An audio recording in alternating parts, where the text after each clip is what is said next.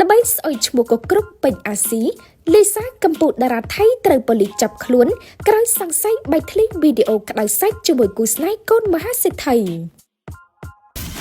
ទទួលយកធម៌ពលគ្មានជាតិហ្គាជាមួយគ្រុឌជួឆើតមិនត្រឹមតែយានយន្តថ្មីទោះជាយានយន្តកំពុងប្រើប្រាស់ក៏អាចយកការគ្រីមក LOLC ដើម្បីទទួលបានប្រាក់កម្ចីរហូតដល់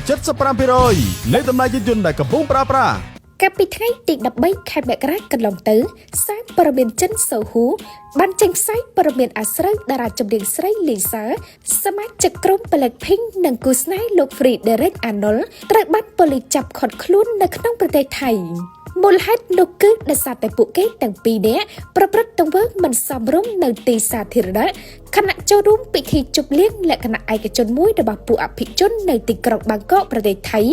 ដោយអ្នករាយការណ៍ពីករណីនេះទៅប៉ូលីសគឺជាអ្នកគ្រប់គ្រងសន្តាគារនៅទីនោះបើតាមប្រភពមួយចំនួនផ្សេងទៀតបានលើកឡើងថា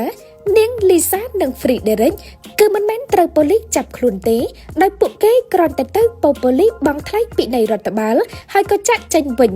ក្នុងពេលជាមួយគ្នានោះដែរក៏មានការបែកធ្លាយវីដេអូមិនសមរម្យរបស់លីសានិងគូស្នេហ៍នៅក្នុងពិធីជប់លៀងខាងលើត្រូវបានផ្ទុះចែកចាយពេញបណ្ដាញសង្គមនានាក្នុងប្រទេសចិនការបែកធ្លាយវីដេអូអាស្រូវពាក់ព័ន្ធនឹងនាងលីសានិងគូស្នេហ៍នេះដែរបានបង្កការបែកញែកប្រងព្រាតជាមួយគ្នានោះក៏មានមហាជនជាច្រើនលើកឡើងថា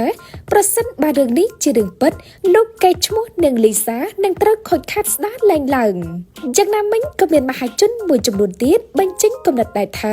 ព័ត៌មានផ្ទុះផ្អើលនេះគឺមិនទាន់មានការបញ្ជាក់ច្បាស់ការណាមួយនៅឡើយនោះទេ